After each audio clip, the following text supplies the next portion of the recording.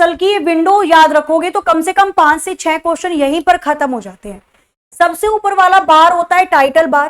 Title bar में क्या दिखाई देता है? तो टाइटल बार में माइक्रोसॉफ्ट एक्सेल का फाइल नाम आता है। अगर आपने एमएस एक्सेल की फाइल को कोई नाम नहीं दिया है तो ये अपने आप नाम रख लेता है बुक 1। अगर नाम नहीं दोगे तो अपने आप रख लेगा बुक 1। क्लियर है? डॉट नहीं आएगा, बुक 1 आता है।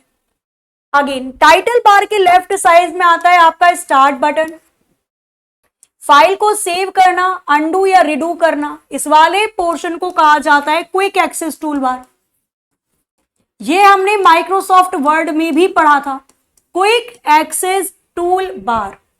टाइटल बार के राइट साइड में आता है मिनिमाइज, मैक्सिमाइज और क्रॉस। इन तीनों को मिलाकर बनाया जाता है कंट्रोल बटन। और ये आता है टाइटल बार की दाईं ओर। इसके नीचे आता है मेन्यू बार। सारे मेन्यू आ जाते हैं। फाइल मेन्यू हो गया, होम वाला मेन्यू हो गया, इंसर्ट मेन्यू हो गया, सारे मेन्यू इसी के अंदर आ जाएंगे। फॉर्मूला हो गया, लेआउट हो गया, रेफरेंस हो गया, व्यू हो गया, रिव्यू हो गया। तो ये सारे ऑप्शन आपके इसके अंदर आ जाते हैं। टूल बार में जो भी आप मेन्यू खोलोगे वो खुलकर टूल बार में आता है। मैंने आपको बताया था, एक बार देखिएगा, आप वर्तमान में जिस भी सेल पे काम कर रहे हो, सपोज मैं इस सेल पे काम कर रही हूं, तो वर्तमान में जिस भी सेल पे काम किया जाता है एक्टिव सेल कहते हैं उसे। जहां पे रो और कॉलम एक दूसरे को काटते हैं और जो डिब्बा बनता है वो एक्टिव, वो सेल होता है। और वर्तमान में आप जिस सेल पे काम करते हो उसे एक्टिव सेल कहा जाता है। आप में से कोई स्टूडेंट बता सकता है कि इस सेल का नाम क्या होगा? कौन से सेल की बात की जा रही है? जो ये डार्क दिखाई दे रहा है, बोल्ड। तो वर्तमान में जिस सेल पे आप काम करते हो उसके आसपास डार्क बाउंड्री बनती है। एक्टिव सेल का एड्रेस क्या है? तो पहले कॉलम लिखते हैं बी, फिर रो लिखते हैं 2। तो इस वाली सेल का नाम होगा B2। सेल का एड्रेस दिखाई देता है नेम बॉक्स में। तो नेम बॉक्स में वर्तमान वाली या एक्टिव सेल का एड्रेस दिखाई देता है। यह क्वेश्चन पूछा जाता है। एक्टिव सेल का एड्रेस कहां दिखाई देता है? तो नेम बॉक्स में। अगर मैं सेल के अंदर कुछ लिख देती हूं, मैंने सेल के अंदर लिखा, क्या लिखा? मैंने सेल के अंदर लिखा कंप्यूटर या COMP लिख दिया। सेल के अंदर जो भी डेटा लिखा गया है वो सेल के अलावा और कहां दिखाई देता है? जो मैंने सेल के अंदर डेटा लिखा वो सेल के अलावा फॉर्मूला बार में भी दिखाई देता है। क्लियर है? चाहो तो लिख सकते हो, सेल का डेटा फॉर्मूला बार में दिखाई देता है। सेल का डेटा फॉर्मूला बार में दिखाई देता है, ये दिखता है। क्लियर है? और भी बहुत सारी चीजें हैं। मैंने कहा ना, केवल आप इसको पढ़ लो, कम से कम 5 से 6 नंबर आपके यहां पे पक्के हो जाते हैं। अगर आप सेल में कोई भी टेक्स्ट लिखते हो, टेक्स्ट मतलब अल्फाबेट, मैंने अगर सेल में लिखा A और B, तो ये बाय डिफॉल्ट लेफ्ट साइड लिखा हुआ आता है। कहां पे लिखा हुआ आ रहा है? बाईं ओर। एमएस एक्सेल में बाय डिफॉल्ट हर एक लेटर लेफ्ट साइड लिखा आता है। अगर मैं किसी अल्फाबेट के साथ नंबर लिख दूंगी वो भी लेफ्ट साइड आएगा। अगर मैं किसी नंबर के साथ अल्फाबेट लिख दूंगी वो भी लेफ्ट साइड आएगा। अगर मैं किसी सिंबल को लिखूंगी वो भी लेफ्ट साइड आएगा। तो बाय डिफॉल्ट माइक्रोसॉफ्ट एक्सेल में आप जो भी कैरेक्टर लिखते हैं वो बाईं ओर लिखा आता है। इसे कहते हैं कि बाय डिफॉल्ट लेफ्ट अलाइनमेंट होता है। लेकिन किंतु परंतु बंधु, अगर आप सेल में कोई नंबर लिखोगे, केवल संख्या, अगर सेल में केवल संख्या लिखी जाएगी तो वो दाईं तरफ आती है।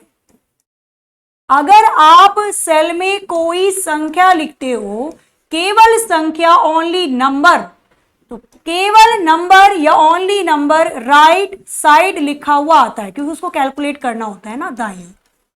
वरना इसके अलावा कुछ भी लिखोगे तो वो लेफ्ट साइड ही आएगा। ये अलाइनमेंट होती है। ठीक है? इसके बाद सबसे नीचे आता है आपका स्टेटस बार। स्टेटस बार के राइट साइड में यहां पे एक होता है शीट टैब।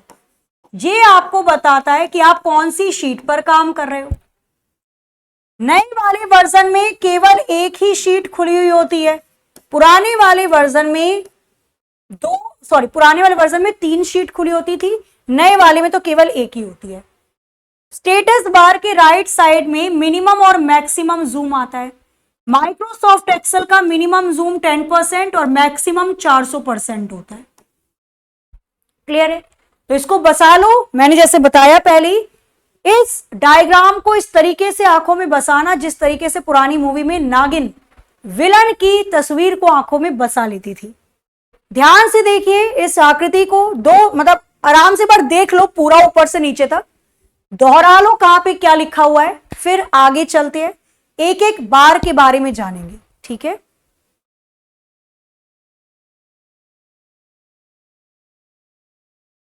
क्लियर है जी?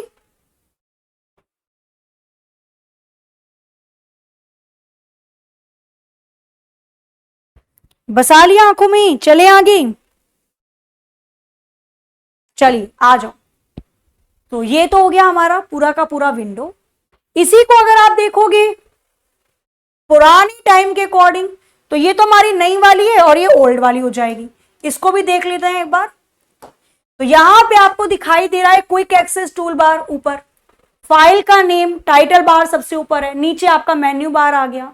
ये नेम बॉक्स होता है जिसमें सेल का एड्रेस दिखाया गया है।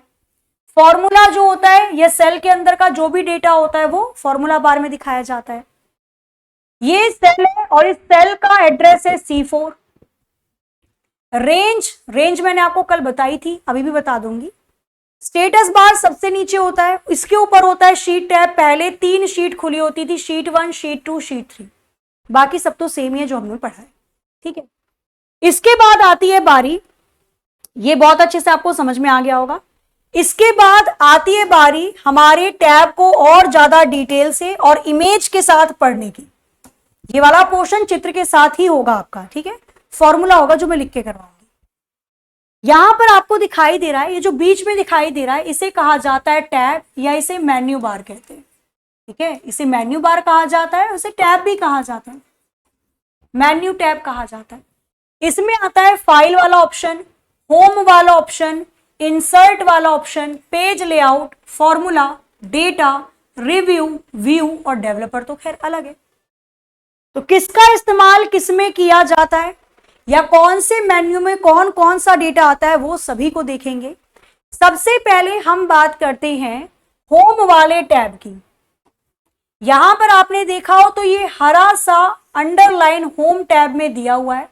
इसका मतलब यहां पर जो स्क्रीन पर चीजें दिखाई दे रही हैं ये होम टैब के अंदर आती हैं। होम टैब में आता है आपका अंडू रिडू, अंडू कर देना, रिडू कर देना, ये ऑप्शन आ जाएगा। क्लिप बोर्ड में आ जाता है हमारा फाइल को पेस्ट करना, कट करना, कॉपी करना। माइक्रोसॉफ्ट वर्ड में पूरा ओपन करके लिखवा रखा है, यहां इमेज से इसलिए समझ रहे हैं हम।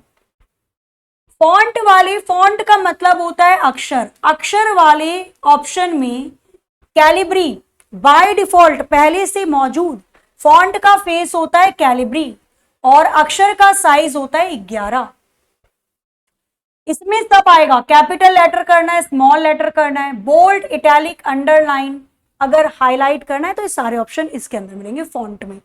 फिर आता है अलाइनमेंट, अलाइनमेंट में सारी चीजें आ जाएंगी, left alignment, right alignment, page indent, left side खिसकाना है, राइट साइड खिसकाना है। तो ये सारे ऑप्शन हमें कहां पे दिखाई देते हैं? होम के मेन्यू के अंदर। बीच में ऑप्शन बटन कहलाता है। आपको अगर इस तरीके का कोई भी साइन दिखाई दे, इसको डायलॉग लॉन्चर कहते हैं।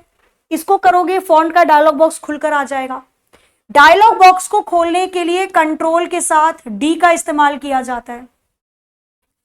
फिर आता है ये ग्रुप, ये पूरा का पूरा एक ग्रुप है जिसमें अलाइनमेंट के बारे में सारी चीजें दे रखी है।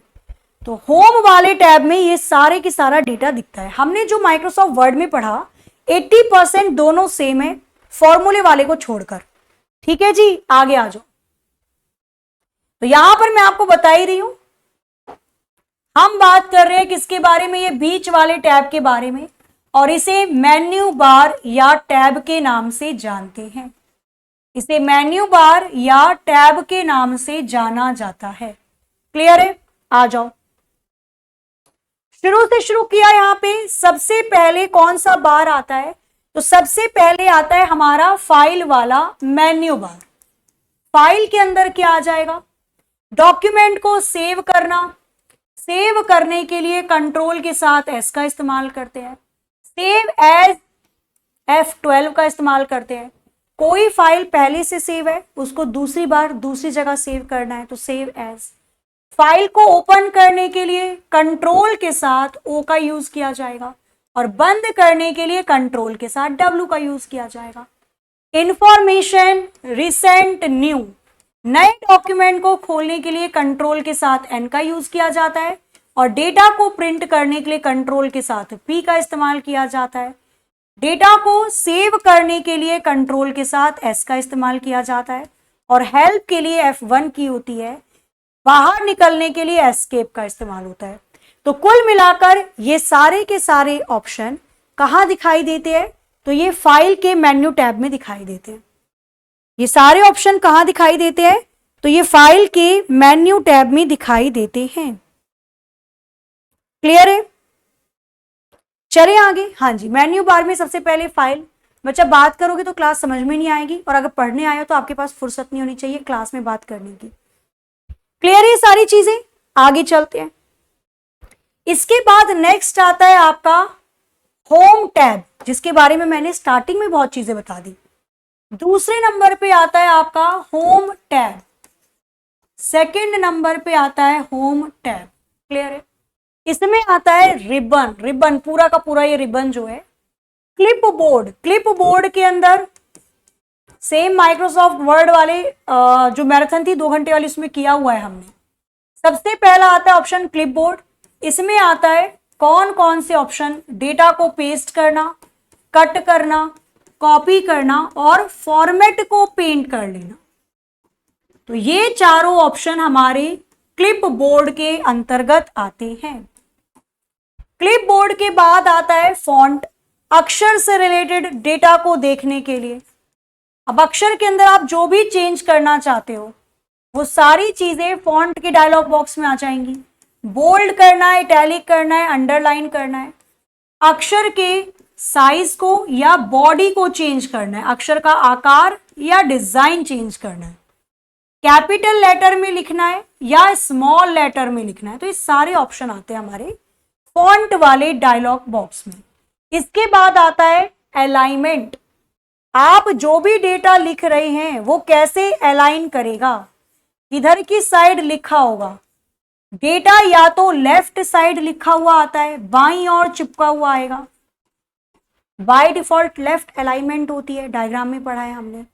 या तो डेटा राइट अलाइनमेंट आता है, दाईं ओर चिपका हुआ आता है।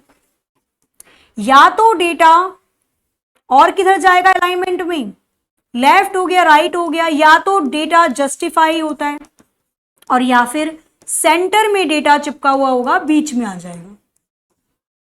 ये होते हैं इसके अलाइनमेंट। क्लियर है? आगे चलते हैं। इसके बाद आता है, इसी में अलाइनमेंट के अंदर आता है मर्ज एंड सेंटर। सेल को जोड़कर आपस में, सेल को जोड़कर उसके कंटेंट को बीच में दिखाना। चाहो तो इसको लिख भी सकते हो आप, सेल को जोड़कर, सेल को जोड़कर एक बनाना, सेल को जोड़कर एक बनाना, ये आता है मर्ज और सेंटर में। क्लियर? यही इंपॉर्टेंट जो लिखवाया है, बाकी की चीजें मैं वहीं पर दिखा दूंगी। संख्या से रिलेटेड चीजें आ जाएंगी, जब पीडीएफ मिलेगी वहां पे डायरेक्टली दिख जाएगा आपको। आपको स्टाइल कैसा रखना है, सेल को डिलीट करना है, सेल को इंसर्ट, कोई नई सेल जोड़नी है, किसी सेल को डिलीट करना है, वो आ जाएगा। सेल के बारे में सारी चीजें आ जाएंगी और एडिटिंग आ जाएगी। एडिटिंग का मतलब क्या होगा? एडिटिंग के अंदर पढ़ा है हमने, फिल्टर करना। डेटा को आप शॉर्ट कर सकते हो, छांट सकते हो और डेटा को फिल्टर कर सकते हो। तो ये ऑप्शन एडिटिंग के अंतर्गत आ जाता है। तो कुल मिलाकर होम वाले ऑप्शन में क्या क्या चीजें दिखाई देंगी। जो पहली शीट आपकी खुलकर आई है उसमें जो भी चेंज कर सकते हो वो सारे होम ऑप्शन के अंदर आते हैं। Clip board, cut copy paste, अक्षर से रिलेटेड, अलाइनमेंट से रिलेटेड, सेल से संबंधित जानकारी, और साथ ही साथ अगर आपको डेटा में काटना छाटना है, शॉर्टिंग करनी है, फिल्टर करनी है, वो सारा काम इसी में होता है। क्लियर है? होम ध्यान होना चाहिए। अगर मैं आपसे पूछूं कि फॉन्ट की बॉडी कहां दिखाई देती है तो होम वाले मेन्यू बार में, आपकी जुबान पे होनी चाहिए चीजें। ठीक है, आगे आ जाओ। तीसरे नंबर पे आता है इसके अंदर इंसर्ट मेन्यू। थर्ड नंबर पे आता है इसमें insert menu. Insert menu, insert का मतलब अगर आप अपनी शीट में कोई भी चीज डालना चाहते हैं, जोड़ना चाहते हैं, तो शीट में टेबल, पिक्चर, चार्ट जोड़ने के लिए इस्तेमाल किया जाता है इंसर्ट वाले टैग को। तो ये पाइवोट टेबल के लिए भी यूज होता है। पाइवोट टेबल किसे कहते हैं? डेटा या छोटा डेटा का सारांश लिखने के लिए, समराइज डेटा। ठीक है, डेटा को छोटा करके पूरी जानकारी दिखाने के लिए पाइवोट टेबल का इस्तेमाल किया जाता है। बहुत बड़ा टेबल बनाया आपने, उसे पढ़ने में काफी समय जाएगा, उसका सारांश निकालकर एक छोटे से टेबल में डाल दिया, उसे पाइवोट टेबल कहते हैं। ठीक है, ये सब टेबल से रिलेटेड आ जाएंगे। अगर आप कोई पिक्चर जोड़ना चाहते हो अपनी स्प्रेडशीट से, अगर आप कोई शेप स्क्वायर की, रोम्बस की, सर्कल जोड़ना चाहते हो, कोई आइकन जोड़ना चाहते हो, 3D मॉडल जोड़ना चाहते हो, स्मार्ट आर्ट या स्क्रीनशॉट, तो ये सारे के सारे ऑप्शन इंसर्ट में आते हैं। केवल इतना ध्यान रखना है, कोई भी चीज जोड़ने के लिए आपको इंसर्ट ऑप्शन का इस्तेमाल करना पड़ेगा। और इसके अंदर चार्ट के लिए कौन सी शॉर्टकट की का इस्तेमाल किया जाता है? तो F11 का इस्तेमाल किया जाता है चार्ट को बनाने के लिए। क्लियर? ये भी ध्यान रखना। तो इंसर्ट भी बहुत ज्यादा भारी नहीं है, आराम से समझ में आ गया होगा। फिर इसके बाद हम बात करते हैं किसके बारे में? इंसर्ट के बाद आता है नंबर 4 पेज लेआउट वाला ऑप्शन। इंसर्ट के बाद आता है नंबर 4 पेज लेआउट वाला ऑप्शन। अब पेज से रिलेटेड सारी चीजें आएंगी इसमें, जैसे थीम आपको रंग कौन सा रखना है।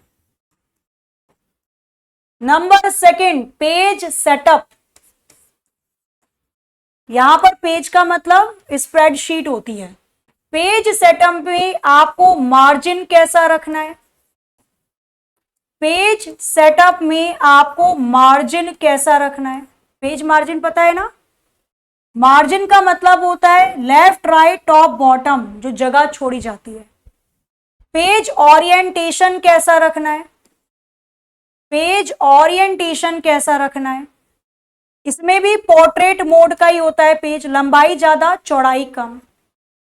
पेज का साइज कैसा रखना है, प्रिंटिंग एरिया कैसा रहना चाहिए, ये सारे के सारे ऑप्शन आपके आ जाते हैं पेज लेआउट वाले ऑप्शन में। आगे इसमें आता है स्केल टू फिट।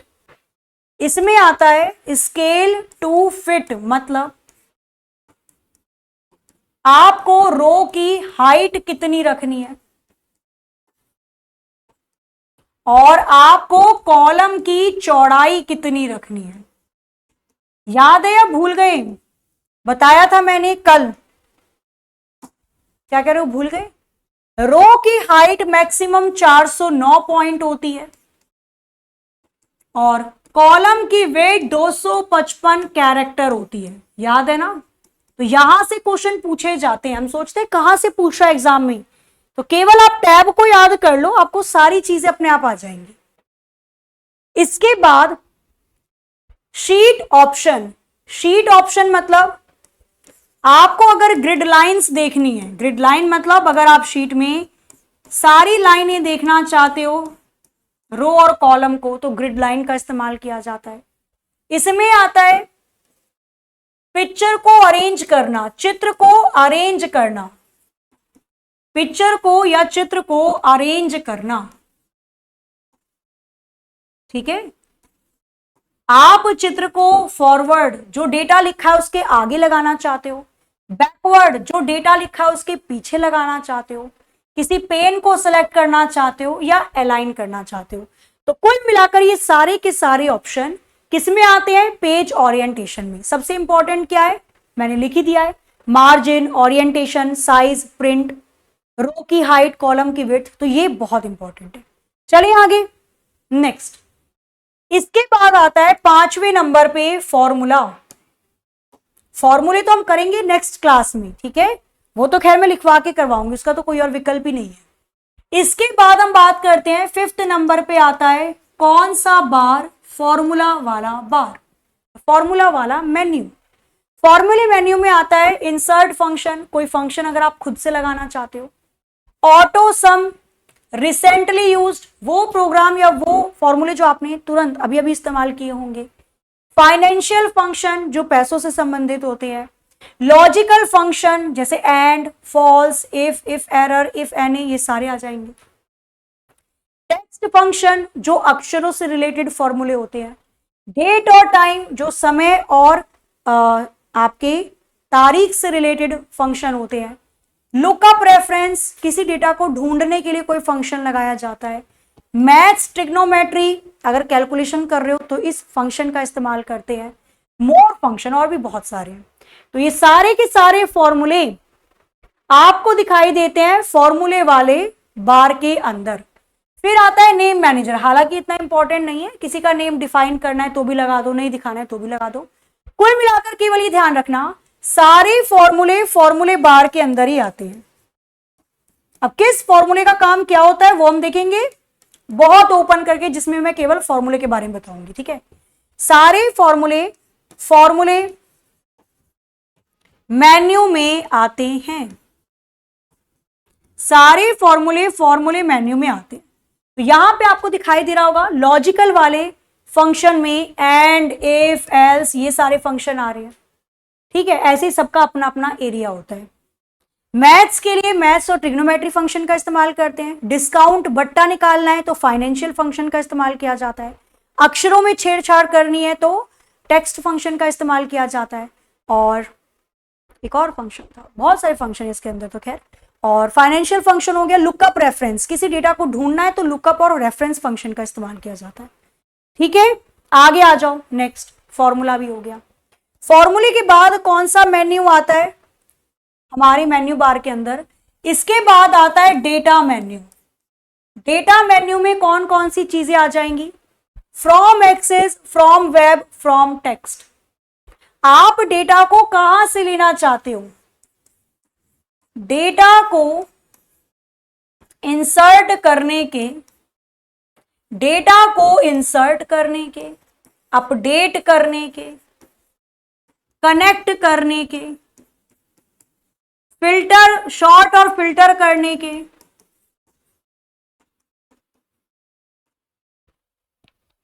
और क्या करने के? एक्सेस करने के। ये सभी डेटा मेन्यू बार के अंदर आता है। डेटा से रिलेटेड सारी जानकारी डेटा मेन्यू बार में आती है, या डेटा टैब लिखो, मेन्यू बार क्यों, डेटा टैब में आता है। ठीक है जी, तो डेटा से संबंधित सारी जानकारी, डेटा से रिलेटेड या डेटा से संबंधित, डेटा से रिलेटेड सभी जानकारी किसके अंदर आती है? डेटा टैब में आती है। अब डेटा के अंदर क्या क्या हो सकता है भाई? डेटा कहां से लेना है? आप इंटरनेट से भी डेटा को ले सकते हो। गेट एंड ट्रांसफॉर्म, आप डेटा को टेबल में चेंज करना चाहते हो, डेटा को क्वेरी में चेंज करना चाहते हो। टेबल या क्वेरी, क्वेरी मतलब होता है प्रश्न, में बदलना, कन्वर्ट करना, ये भी इसके अंदर आ जाता है। मतलब डेटा से संबंधित सारी जानकारी। कनेक्शन चाहिए, शॉर्ट एंड फिल्टर, डेटा को अल्फाबेट के अनुसार, क्रम के अनुसार लगाना चाहते हो, चाहो तो लिख लो यहां पे, यहां दिखेगा, नीचे नहीं दिखेगा ना, ऊपर लिख देती हूं। डेटा को अल्फाबेटिकल सीक्वेंस में लगाना। ऐसे ही होता है ना, जब एडमिशन होता है स्कूल में तो बच्चों के नाम रैंडमली लिख लेते हैं और लास्ट में उनको ABCD के क्रम के अनुसार लगा देते हैं, अल्फाबेट के क्रम के अनुसार। डेटा के टूल्स आ जाएंगे, डुप्लीकेट है तो उसको हटा दो। डेटा वैलिडेशन बहुत इंपॉर्टेंट है। डेटा वैलिडेशन डेटा के अंदर ही आता है। डेटा वैलिडेशन का मतलब होता है केवल उसी डेटा को आप लगा पाओगे। आपने देखा होगा फॉर्म भरते समय एक आपके पास एक ऑप्शन आता है फोन नंबर, और आप अगर उसमें कोई ABCD लिखते हो तो वो एंट्री नहीं देता है, वो बोलता है इसमें केवल आपको संख्या ही लिखनी है। इसका मतलब डेटा वैलिडेशन लगा रखा है, और वो संख्या भी 10 डिजिट की होनी चाहिए। अगर आप किसी भी सेल में कोई नियम लगा दो उसको डेटा वैलिडेशन कहते हैं। यहां पर फोन नंबर आएगा, वो भी 10 अंक में होना चाहिए तभी लेगा वो। ये सारे ऑप्शन डेटा के अंदर आ जाते हैं। आगे आ जाओ, अब केवल लास्ट के 2 बचे हुए हैं, आज का केवल इतना ही समझाना था। इसके बाद आता है मेन्यू बार में रिव्यू टैब। इसके बाद आता है मेन्यू बार में रिव्यू टैब। रिव्यू टैब के अंदर आता है प्रूफिंग। रिव्यू टैब के अंदर आती है प्रूफिंग। प्रूफिंग के अंदर क्या आ जाता है, स्पेलिंग को चेक करना है तो, और थियोसॉर्स, शब्दकोश जानना है तो। थियोसॉर्स के लिए शिफ्ट के साथ F7 का इस्तेमाल किया जाता है। स्पेलिंग को चेक करने के लिए केवल F7 आ जाता है। आगे इनसाइट स्मार्ट लुकअप, डेटा को ढूंढने के लिए। ट्रांसलेट भी कर सकते हो, कमेंट को भी लगाया जा सकता है। तब मैंने कल बताया था, कल का सेशन देख लीजिएगा। कमेंट को लगाने के लिए शिफ्ट के साथ F2 का इस्तेमाल किया जाता है। और अगर आप अपनी शीट को प्रोटेक्ट करना चाहते हो, मतलब आपकी स्प्रेडशीट को कोई और ना खोल सके और ना ही वो आपकी शीट में कोई चेंज कर सके, तो अपनी शीट को प्रोटेक्ट करने के लिए शीट या वर्कबुक को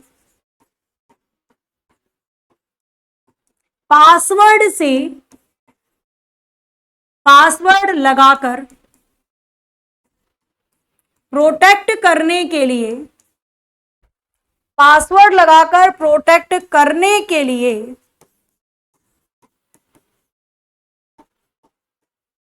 भी आप रिव्यू का इस्तेमाल करते हो। और बस ये काफी, ठीक है जी। प्रोटेक्ट करने के लिए, कमेंट लगाने के लिए, स्पेलिंग और थियोसॉर्स के लिए हम इस्तेमाल करते हैं रिव्यू टैब का। लास्ट आ जाता है आपका इसमें व्यू टैब।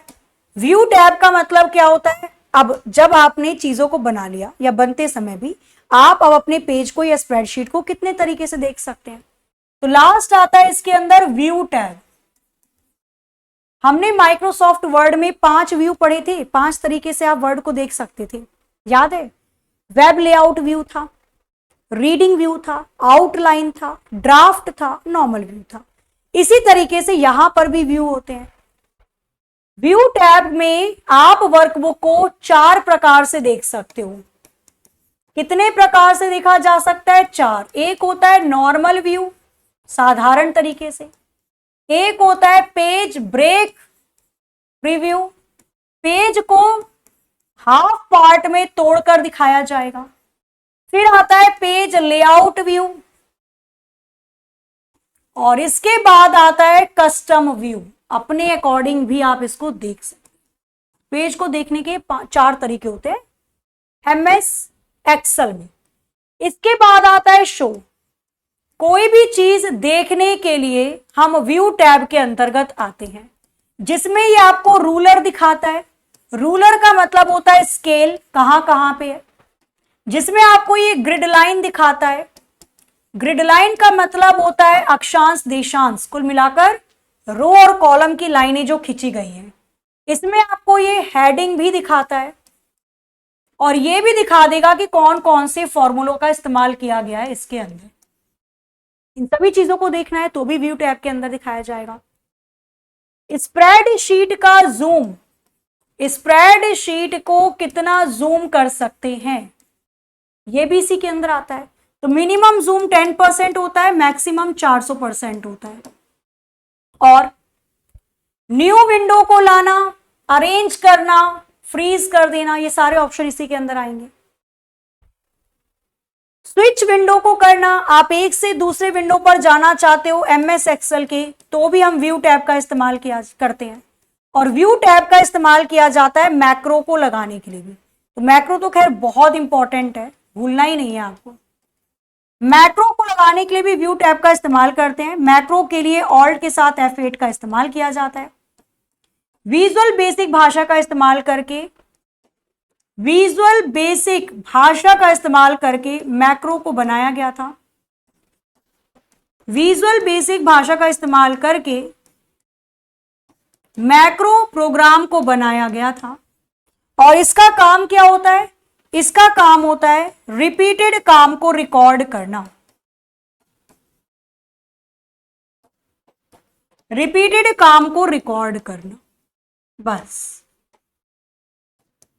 तो अगर आपने इससे पहले वाली एक्सेल की और ये वाली क्लास देख ली तो मैं 100% श्योर हूं अब आप इंटरनेट से एमएस एक्सेल के क्वेश्चन निकालना और देखो कितने लग पा रहे हैं। ठीक है, तो यहां पे हमारा आज का पार्ट एंड होता है। अभी काफी चीजें और बची हैं, बट उस वाले पार्ट को हम करेंगे नेक्स्ट सेशन में।